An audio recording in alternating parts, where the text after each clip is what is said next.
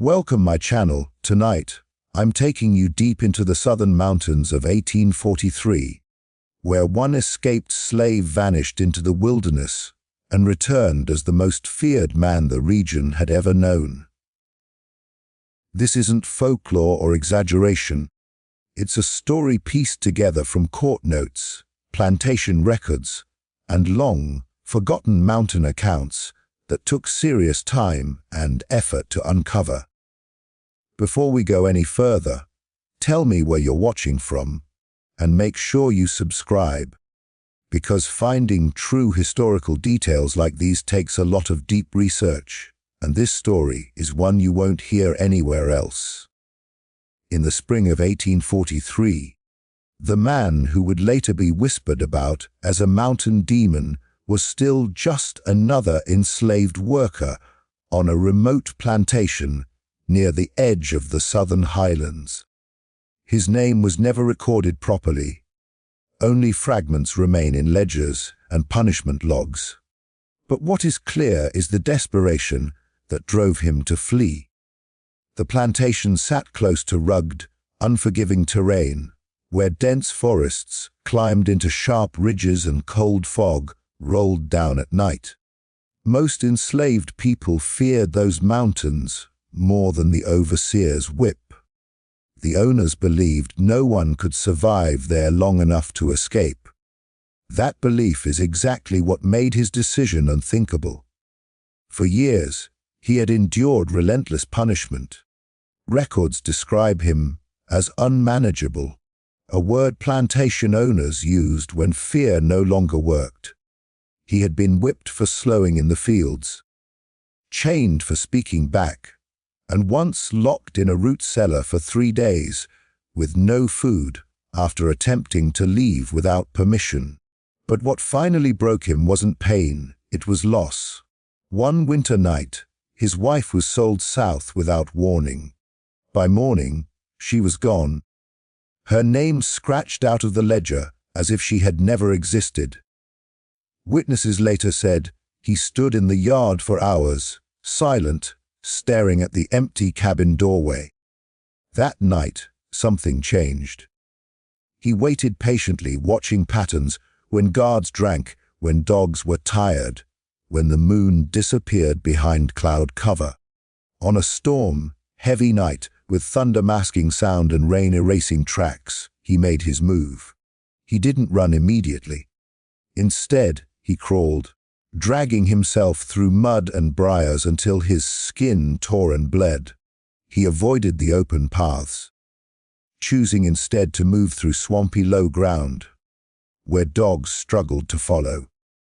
By dawn, he had reached the foothills, and that was when the real danger began. The mountains were not freedom, they were a different kind of prison. The forest was thick enough to blot out the sun, and the terrain rose sharply, punishing every step. He had no supplies, no shoes, no weapon. For the first 2 days, he survived on nothing but rainwater caught in leaves and raw roots dug from the earth. Hunger clawed at him, sharper than any whip. At night, the cold sank into his bones, and the sounds of animals echoed through the dark: screams, growls, snapping branches. Many who attempted escape turned back at this stage. He didn't. On the 3rd night, he nearly died. A sudden temperature drop brought freezing rain, and he collapsed beneath a rock overhang, shaking uncontrollably. Later accounts say a hunter found signs of a body there: blood, torn fabric, and drag marks. But no corpse. Somehow he survived. From that point on, the escape stopped being about running and became about transformation. He learned quickly. He stopped walking upright and began moving low, using terrain for cover. He followed animal trails, learned which plants caused sickness and which eased pain. Hunger sharpened his senses, and fear hardened into something colder. When the plantation discovered he was gone, they reacted with confidence, not panic. Slave catchers were sent with dogs, armed men certain they would retrieve him within days. But something went wrong. The dogs lost his scent near a rocky stream and refused to continue. One handler reported that the animals whimpered and pulled back, tails tucked, as if something ahead terrified them. The men pressed on anyway, and one never returned. His rifle was found days later at the base of a ravine, broken in half. No blood, no body. Word spread quickly. The mountains, once considered a natural barrier, had become a hiding place and something else.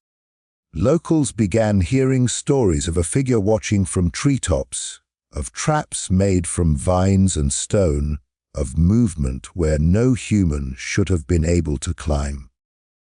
The escaped slave was no longer seen as a fugitive. He was becoming something harder to name. But it all began with that first escape, a decision made in silence, driven by grief and desperation, carried out not with rage, but with terrifying patience. The man who entered the mountains that night was starving, wounded, and hunted. The man who survived them would be something entirely different. And the mountains, ancient and unforgiving, seemed to accept him in a way they never had before. Once the man disappeared into the southern mountains, something unexpected happened. He didn't die. Days turned into weeks, and weeks into months, yet no body was ever found. At first, plantation owners assumed he had perished from hunger, cold, or wild animals. That belief shattered when strange reports began filtering down from the high ridges and remote settlements. Hunters claimed they were being watched. Trappers found their snares dismantled and reset in ways only a skilled human could manage. Food caches vanished overnight, without a single footprint left behind. The mountains had not swallowed him, they had taught him. Survival changed him faster than anyone could imagine. He stopped living like a man and started living like the land itself. He learned how to move without sound, stepping only where roots masked pressure and stone absorbed weight. He learned which streams ran year-round and which vanished after rain. He figured out how to travel ridgelines instead of valleys, where scent drifted upward and dogs struggled to track. By observing animals, he learned to confuse pursuit, doubling back through water, climbing into trees, moving during storms when human senses failed. What began as instinct sharpened into strategy. Then came the encounters. A pair of bounty hunters claimed they saw him crouched on a cliff ledge at dawn, completely still, blending so perfectly into the rock that they almost walked past him. When one raised his rifle, the man vanished, not running, not falling, simply gone. Another group found crude warning symbols carved into trees near a mountain pass. Slashes and marks that locals didn't recognize, but somehow understood meant danger. Those who ignored them often returned shaken, injured, or not at all. The mountains started telling his story for him. Settlers spoke of livestock found slaughtered cleanly, with no wasted movement, not the work of predators. Supply wagons traveling through narrow passes were ambushed at night, their drivers tied and left alive, but stripped of weapons and food. No one ever saw the attacker clearly, only glimpses, a shadow moving uphill, where no man should climb, eyes reflecting firelight from impossible angles, a low whistle echoing from opposite directions at once. Fear replaced reason. Slave catchers began refusing mountain contracts. Dogs whined and froze near certain ridges. Guides demanded double pay or outright refused to lead search parties. The escaped slave had become something larger than himself, a warning. Mothers pulled children inside at dusk. Fires were kept low at night. People stopped traveling alone. His name, whatever it once was, faded, replaced by titles whispered with dread. The Mountain Man, the Ridge Ghost, the one who walks above. What terrified people most wasn't the violence, it was the intelligence. He never struck randomly. Those who hunted him were the ones who vanished.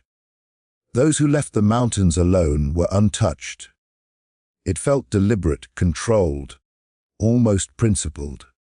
Some claimed he spared the poor and targeted only those who profited from capture and cruelty.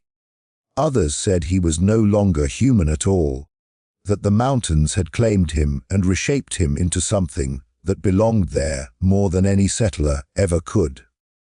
By the end of 1843, maps began to change. Certain trails were left blank. Entire ridges were avoided. People spoke of the mountains the way they spoke of storms or disease, forces you did not challenge, only endured. And at the center of that fear was one man who had escaped with nothing, survived the impossible, and transformed suffering into legend. He was no longer running. He was ruling the terrain through silence and fear. The mountains had given him what the world never had, power without chains. And once people realized that, they understood something chillings. The escaped slave was no longer hiding from them. They were hiding from him. The moment fear truly took hold was when the trackers started disappearing. At first, people dismissed it as exaggeration, men getting lost, falling into ravines, succumbing to weather. The southern mountains were dangerous, after all. But as more hunting parties went in and fewer came out, denial became impossible. These were experienced men, many of them former soldiers or professional slave catchers who prided themselves on never losing a trail. And yet, one by one, they vanished into terrain they believed they controlled. The first confirmed disappearance involved a three-man tracking crew sent in late summer of 1843. They were armed, supplied, and confident. Locals saw them enter a narrow pass at dawn. Only 2 horses returned at dusk, saddles slashed, reins cut clean through. No blood, no bodies, just silence. When a search party went in days later, they found the men's camp untouched, food still hanging, rifles stacked neatly against a tree. It looked less like a struggle and more like the men had simply stood up and walked away, never to be seen again. After that, patterns began to emerge. Those who vanished were always the hunters, never the hunted. Guides who refused to go farther into certain ridges were spared. Settlers who avoided the mountains were left alone. It was as if the man knew exactly who came for him and why. Survivors described being followed for hours without ever seeing him. Rocks rolled down slopes just close enough to warn, not kill. Whistles echoed from one direction while footsteps sounded from another, breaking focus and driving panic. Some men fled without ever firing a shot. One tracker, badly injured but alive, staggered into a valley settlement with a story that spread terror like wildfire. He claimed they had followed the trail into a ravine just before dusk when the air suddenly went still. Birds stopped calling. Then the ground beneath them shifted, not collapsing, but subtly guiding them into a narrower space. Traps snapped closed around ankles, fashioned from vines and springy saplings. As they struggled, shapes moved above them, silent, deliberate. He never saw a face, only the outline of a man moving across sheer rock, as if gravity didn't apply. His companions screamed once, then nothing. Fear escalated into superstition. Some swore the mountains protected him. Others believed he had learned things no one else knew.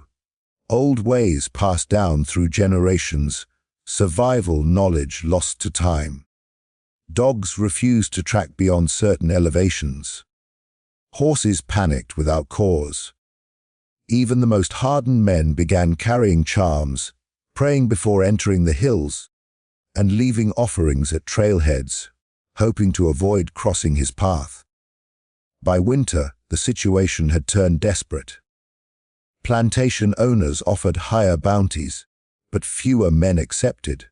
Those who did often demanded absurd conditions: daylight, only travel, no pursuit beyond marked ridges, guaranteed escape routes. Many simply quit mid-hunt, abandoning gear and running back to town with eyes wide and voices shaking. The fear was no longer just about death. It was about helplessness, the realization that skill and weapons meant nothing against someone who had become part of the land itself. Rumors began spreading that the escaped slave could see in the dark, that he could vanish into stone, that he could be in two places at once. Some claimed he left signs, not warnings, but choices: a snapped branch laid carefully across a trail, a knife embedded upright in a stump, messages that said, without words, turn back. Those who ignored them often paid the price. The mountains became a forbidden zone. Roads rerouted, trade paths closed. Entire communities adjusted their lives around a single, unseen presence. The idea of capture faded. Killing him was considered impossible. And worse than that, many began to believe he wasn't killing at all, but taking men into the wilderness where the mountains would decide their fate. What began as a manhunt turned into something else entirely: a retreat. The hunters became prey, and the escaped slave, once desperate and hunted, had reversed the natural order through patience, intelligence, and absolute mastery of fear. By the time people realized it, it was too late. The southern mountains no longer belonged to those who claimed them on maps. They belonged to the man no one could catch, and no one dared to follow. As the disappearances continued and fear tightened its grip, the stories about the escaped slave began to change in tone. At first, people spoke of him as a man, dangerous, clever, brutal when cornered. But slowly, almost without anyone noticing, the language shifted. Settlers no longer said, or he hides or he runs. They said, he appears. They said, he watches. Encounters stopped sounding human, and that was when belief crossed into terror. One of the earliest accounts came from a shepherd who claimed he saw the man standing halfway up a sheer cliff face at dawn. There was no path, no handhold, nothing a person could climb. Yet there he was, upright and still, outlined against the morning fog. The shepherd blinked, looked again, and the figure was gone. Not moving away, not falling, simply absent, as if he had never been there. The man abandoned his flock that day and refused to return to the mountains, insisting no human body could stand where he had seen that figure stand. Others told similar stories. Hunters reported hearing footsteps pacing them from above, even when they were deep in ravines where no one could walk without falling. A group of settlers claimed they saw him cross a frozen stream in winter without breaking the ice, his steps leaving no mark. Another man swore he locked eyes with the figure across a campfire one night, only to realize the eyes were reflecting light from a place where no face should have been, high in the branches of a tree. By the time he raised his rifle, the fire went out and the woods fell silent. What unsettled people most was the stillness. When he was seen, he wasn't running or attacking. He stood motionless, watching. No fear, no urgency, just patience. Witnesses said his posture felt wrong, too balanced, too calm, as if he had no concern for being discovered. Some claimed his eyes didn't blink, Others said they glowed faintly in low light, not bright, just enough to be noticed. These details spread fast, growing darker with each retelling, until people stopped referring to him as a fugitive altogether. By late 1843, many locals no longer believed he was fully human. They said the mountains had changed him. That starvation, isolation, and survival beyond normal limits had stripped away something essential. Old folklore resurfaced, stories of men who lived too long in wild places and became something else. Some whispered that he no longer slept, that he could smell fear, that he knew who came with violent intent the moment they crossed into his territory. Strangely, there were also stories of mercy. Travelers who stumbled into dangerous areas sometimes claimed they felt watched, then later found themselves guided out, branches bent to mark safe paths, stones placed where footing was treacherous. These people swore they never saw him, only sensed a presence that felt deliberate, almost judging. The contrast confused people. Monsters didn't show restraint. Spirits didn't choose sides. But this figure did. That contradiction made the fear worse. Children were told not just that he would take them if they wandered too far, but that he could hear lies, smell cruelty, and appear only to those who deserved it. Campfire stories claimed he could step from shadow to shadow without crossing the space between. Some said he could speak to animals. Others believed he could hear heartbeats from miles away. No one knew what was true anymore, and that uncertainty became part of the legend. Even hardened skeptics began to doubt themselves after entering the mountains. Men who laughed at the stories often returned quieter, shaken. They spoke of losing time, of hearing breathing behind them when no one was there, of feeling something stand close enough to touch, but never doing so. One man described the sensation as being weighed, not hunted, as if the mountains themselves were deciding whether he belonged. Eventually, people stopped asking what he was and started accepting what he represented. He became a symbol of the land's refusal to be owned, controlled, or fully understood. To enslaved people in nearby areas, he was whispered about as proof that escape was possible, even if freedom took a terrifying form. To slave catchers and plantation owners, he became a warning that some chains, once broken, could never be replaced. By the time winter settled over the southern mountains, the escaped slave was no longer spoken of as a man at all. He was referred to in fragments and titles, never directly named, and whether he had truly become something inhuman, or whether fear had transformed him in the minds of those who hunted him, no longer mattered, because belief had done its work. The mountains were alive with stories now, and in every one of them, the figure watching from the ridges was no longer just escaping. He was enduring, he was judging, and worst of all, he was no longer bound by the rules people understood, only by the wild, ancient logic of the land itself. By the time winter fully settled over the southern mountains, the question was no longer who the escaped slave was. It was as what had become of him. Search parties stopped entirely. Bounties quietly expired. His name vanished from official records, as if erasing ink could erase fear. And yet, the stories did not stop. If anything, they grew more uncertain, more fractured, as though the truth itself had splintered into multiple endings that no one could fully claim. The last confirmed sighting came in early 1844, though even that depends on who you believe. A male rider traveling through a high mountain pass reported seeing a man standing at the edge of the trail just before dawn. The figure was barefoot in snow, completely still, his skin dark against the pale ground, his breath not visible in the cold air. The rider slowed, unsure whether to speak or flee.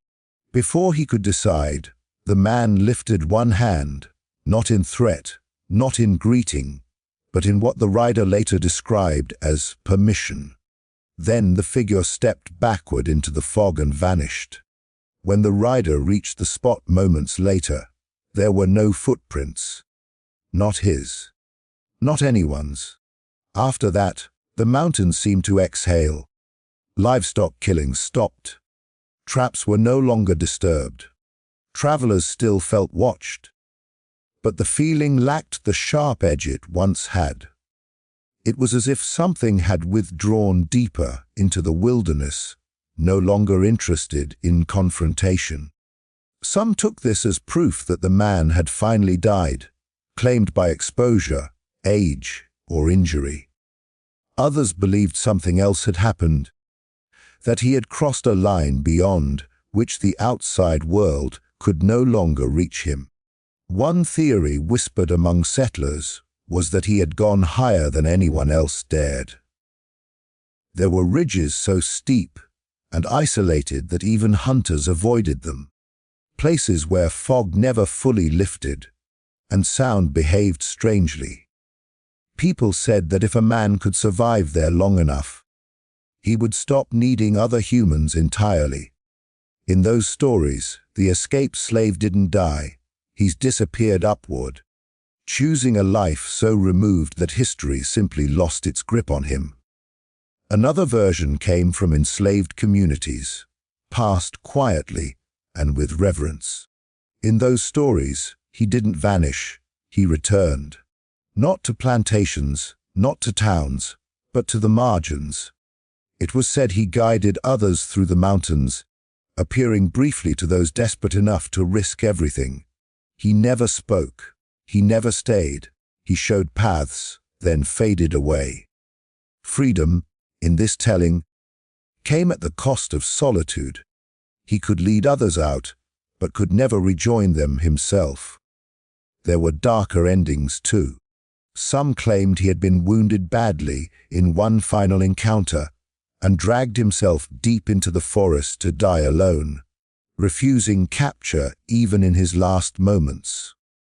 Hunters spoke of finding blood trails that ended abruptly at cliff edges or dense thickets, as if the land itself had swallowed him whole.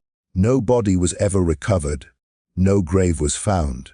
That absence fed the legend more than any proof ever could. By the late 1800s, the mountains had reclaimed nearly all physical traces of him. But occasionally, something would surface to keep the mystery alive. A knife found embedded in a tree decades later, rusted but placed too deliberately to be accident. Strange markings discovered on rocks high above known trails. Campers reporting footsteps circling their fires without sound. Always subtle. Always just enough to suggest presence without confirmation. What unsettled people most was how the fear lingered without a source. Even when no sightings occurred for years, certain areas remained avoided. Maps stayed blank where paths once ran. Locals passed warnings down like inheritance.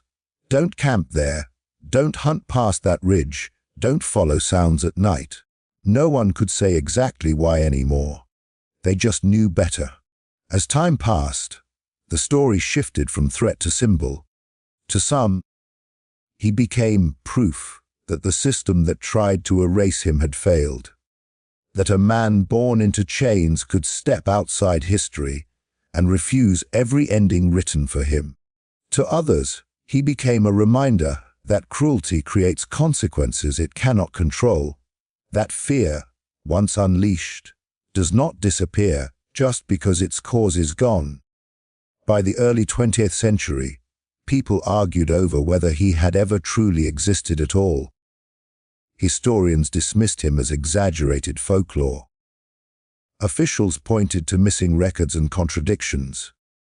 But the mountains never corrected anyone. They held their silence, and those who walked the old paths still felt it, the sense of being measured, observed, allowed to pass or not. The final mystery isn't whether the escaped slave lived or died. It's that no ending ever claimed him. No chains reclaimed him. No grave confined him. No story fully contained him. He slipped out of history the same way he slipped into the mountains, quietly, deliberately, on his own terms. And perhaps that is why he remained feared long after he was gone. Because a man who escapes once can be hunted, but a man who escapes definition becomes something far more unsettling. Not a ghost, not a monster, but a reminder that some people don't disappear because they are defeated. They disappear because the world no longer knows how to hold them.